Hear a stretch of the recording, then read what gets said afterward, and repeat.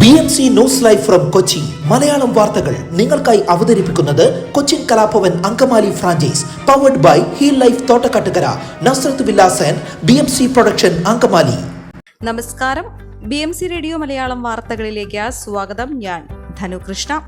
ജനുവരി 13 Jawaharlal Nehru international സ്റ്റേഡിയത്തിൽ നടക്കുന്ന ISL മത്സരത്തിന്റെ ഭാഗമായി കൊച്ചി മെട്രോ സർവീസ് സമയം ദീർഘിപ്പിച്ചു. തിങ്കളാഴ്ച രാത്രി 9:30 ശേഷം 11 വരെ സ്റ്റേഡിയത്തിൽ നിന്ന് 10 സർവീസുകൾ വീതം ആലുവയിലേക്കും തൃപ്പൂണിത്തുറയിലേക്കും ഉണ്ടാകും. രാത്രി 9:38, 9:46, 9:55, 10:03, 10:12, 10:20, 10:29, 10:37, 10:47, 11 എന്നീ സമയങ്ങളിലാണ് സ്റ്റേഡിയത്തിൽ നിന്ന് തൃപ്പൂണിത്തുറയിലേക്കുള്ള സർവീസുകൾ.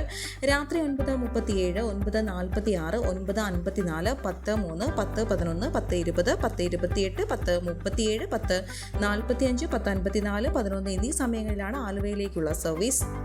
ബോബി ചെമ്മണ്ണൂരിനെതിരെ പ്രോസിക്യൂഷൻ ചുമത്തിയ കേസ് പ്രാഥമികമായി നിലനിൽക്കുമെന്നും വ്യക്തമാക്കിക്കൊണ്ടാണ് Ernakulam first class judicial magistrate കോടതി അദ്ദേഹത്തിന് ജാമ്യം നിഷേധിച്ചതും 14 ദിവസത്തെ റിമാൻഡിൽ അയച്ചതും. ഓഗസ്റ്റ് 7 നടന്ന ഉദ്ഘാടന ചടങ്ങിനിടെ ഹണി റോസിന്റെ കൈകളിൽ അവരുടെ സമ്മതമില്ലാതെ ബോബി പിടിച്ചതും വട്ടത്തിൽ കറക്കിക്കൊണ്ട് ഒരിക്കൽ കൂടി മാലയുടെ പിൻവശം കാണൂ എന്ന് പരാമർശം നടത്തിയതും കുന്തി ദേവി എന്ന് വിശേഷിപ്പിച്ചതും ലൈംഗിക ധ്വനിയോടെയാണെന്നും അഭിനന്ദനം എന്ന മട്ടിൽ നടത്തിയത് ലൈംഗിക അധിക്ഷേപമാണെന്നുമുള്ള പ്രോസിക്യൂഷൻ വാദം കോടതി അംഗീകരിച്ചു. അവിടെ വെച്ച് ഹണി റോസ് വിസമ്മതം പ്രകടിപ്പിച്ചില്ലെന്ന പ്രതിവിഭാഗത്തിന്റെ വാദം തെറ്റാണെന്നും പരാതിക്കാരി വ്യക്തമാക്കിയതും കോടതി ചൂണ്ടിക്കാട്ടി. അതിഥിയായി വിളിക്കപ്പെട്ട താൻ അവിടെ പ്രശ്നമുണ്ടാക്കേണ്ടതില്ല എന്ന് കരുതിയാണ് മൗനം പാലിച്ചതെന്നും പിന്നീട് തന്റെ മാതാവ് ബോബി ചെമ്മണ്ണൂരിന്റെ പ്രോഗ്രാം കോർഡിനേറ്ററെ വിളിച്ച് അനിഷ്ടം അറിയിച്ചെന്നും ഹണി വ്യക്തമാക്കിയത് കോടതി എടുത്തു പറഞ്ഞു. എന്നാൽ അതിനുശേഷവും ലൈംഗിക അധിക്ഷേപം തുടർന്നതോടെയാണ് അവർ പരാതി നൽകിയത്. യൂട്യൂബ് അടക്കമുള്ള സമൂഹ മാധ്യമങ്ങളിൽ ബോബി ചെമ്മണ്ണൂരിന്റെ വാക്കുകളുടെ ചുവട് പിടിച്ച് ഒട്ടേറെ പേർ സമാനമായ ലൈംഗിക അധിക്ഷേപം നടത്തി. അത് സഹിക്കാൻ വയ്യാതായതോടെയാണ് ഹണി പോലീസിനെ സമീപിച്ചതെന്നും കോടതി പറഞ്ഞു. സ്വാധീനശേഷിയുള്ള ആളാണ് പ്രതി എന്നതിനാൽ സാക്ഷികളെ സ്വാധീനിക്കാനും ഭീഷണിപ്പെടുത്താനും സാധ്യതയുണ്ട് എന്ന അന്വേഷണ ഉദ്യോഗസ്ഥന്റെ റിപ്പോർട്ടും കോടതി പരിഗണിച്ചു. ബോബിക്ക് ജാമ്യം നൽകിയാൽ ഇത്തരം പരാമർശങ്ങൾ തുടർന്നു കൊണ്ടുപോകാനും ഒളിവിൽ പോകാനും സാധ്യതയുണ്ട് എന്നതും പരിഗണിച്ച കോടതി ജാമ്യം അനുവദിക്കുന്നില്ലെന്നും 14 ദിവസത്തെ റിമാൻഡിൽ അയക്കാനും ഉത്തരവിടുകയായിരുന്നു. കലൂർ സ്റ്റേഡിയത്തിൽ നൃത്തപരിപാടി സംഘടിപ്പിച്ച സംഘാടകരുടെ സ്ഥാപനങ്ങളിലും വീടുകളിലും റെയ്ഡ് നടത്തി സംസ്ഥാന GST ഇന്റലിജൻസ് വിഭാഗം. തൃശൂരിലെ ഓസ്കർ ഇവന്റ്സ്, കൊച്ചിയിലെ ഇവന്റ്സ് ഇന്ത്യ, വയനാട്ടിലെ മൃദംഗ വിഷൻ എന്നീ സ്ഥാപനങ്ങളിലാണ് റെയ്ഡ് നടക്കുന്നത്. GST വെട്ടിപ്പ് നടന്നെന്ന പ്രാഥമിക സൂചനയെ തുടർന്നാണ് പരിശോധന. ഈ നൃത്ത പരിപാടിക്കിടെയാണ് വേദിയിൽ നിന്ന് വീണ് ഉമാ തോമസ് MLAക്ക് ഗുരുതര പരിക്കേറ്റത്. സംഭവത്തിൽ മൃദംഗ വിഷൻ പ്രൊപ്പറേറ്റർ M നികോഷ് കുമാറിനെ പോലീസ് ചോദ്യം ചെയ്തിരുന്നു. പരിശോധന തുടർന്നു വരികയാണെന്നും പരിപാടിയുമായി ബന്ധപ്പെട്ട നിർണായക വിവരങ്ങൾ വകുപ്പ് ശേഖരിച്ചു വരികയാണെന്നും അധികൃതർ അറിയിച്ചു. പൊതുവഴി തടസ്സപ്പെടുത്തിയതുമായി ബന്ധപ്പെട്ട കോടതിയെ ലക്ഷ്യ കേസിൽ CPM സംസ്ഥാന സെക്രട്ടറി MV ഗോവിന്ദൻ, CPI സംസ്ഥാന സെക്രട്ടറി ബിനോയ് വിശ്വം ഉൾപ്പെടെയുള്ള നേതാക്കളോട് നേരിട്ട് ഹാജരാകാൻ ഹൈക്കോടതി നിർദ്ദേശം. തിരുവനന്തപുരം മഞ്ചൂർ സെക്രട്ടേറിയറ്റ്, കൊച്ചി കോർപ്പറേഷൻ എന്നിവിടങ്ങളിൽ റോഡ് തടസ്സപ്പെടുത്തിയതും നടപ്പാതയിൽ സ്റ്റേജ് കെട്ടിയതും ഉൾപ്പെടെയുള്ള വിഷയങ്ങളിലെടുത്ത് കോടതിയെ ലക്ഷ്യ കേസുകളിലാണ് ജസ്റ്റിസുമാരായ അനിൽ K. നരേന്ദ്രൻ, S. മുരളീകൃഷ്ണ എന്നിവരുടെ നിർദ്ദേശം. ഫെബ്രുവരി 10 ഹൈക്കോടതിയിൽ നേരിട്ട് ഹാജരാകണം. CPM സംസ്ഥാന സെക്രട്ടറി MV ഗോവിന്ദൻ, മുൻ മന്ത്രി M. വിജയകുമാർ, MLAമാരായ ബിജോയ്, കടകംപള്ളി സുരേന്ദ്രൻ, VK പ്രശാന്ത്, മുൻ MP സമ്പത്ത് തുടങ്ങിയവരുൾപ്പെടെയുള്ള നേതാക്കൾക്കെതിരെ വഞ്ചിയൂരിൽ റോഡ് അടച്ചുകെട്ടി സമ്മേളനം നടത്തിയതിന് പോലീസ് കേസെടുത്തിരുന്നു.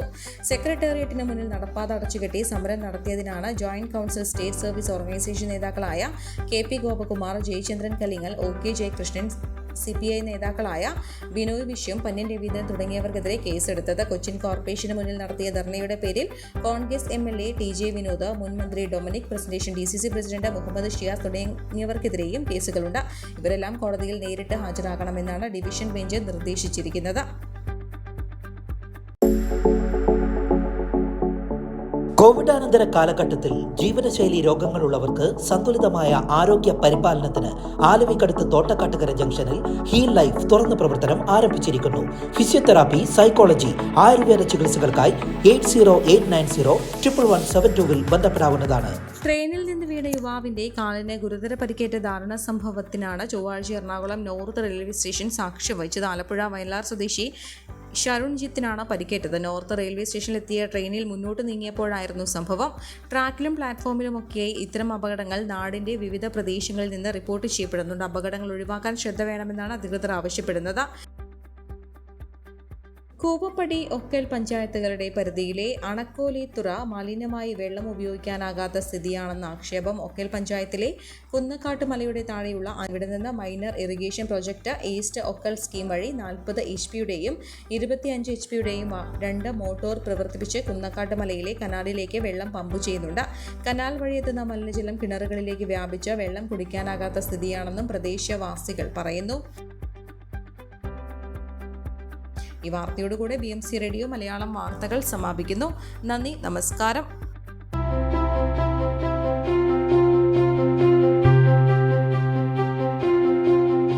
അങ്കമാലി പ്രദേശത്തെ കലാവിദ്യാർത്ഥികൾക്ക് സുവർണ അവസരം. ലോക പ്രശസ്ത കലാവിദ്യാലയമായ കൊച്ചിൻ കലാഭവന്റെ അങ്കമാലി ഫ്രാഞ്ചൈസി കരയാമ്പറമ്പിനടുത്ത് എളവൂർ കവലയിലുള്ള സ്പ്രിംഗ്ഫീൽഡ് കെട്ടിടത്തിൽ പ്രവർത്തനം ആരംഭിച്ചിരിക്കുന്നു. Classical dance, cinematic dance, Carnatic music, Zumba dance എന്നീ വിഷയങ്ങളിൽ പ്രഗത്ഭരായ അധ്യാപകർ ക്ലാസുകൾ നയിക്കുന്നു.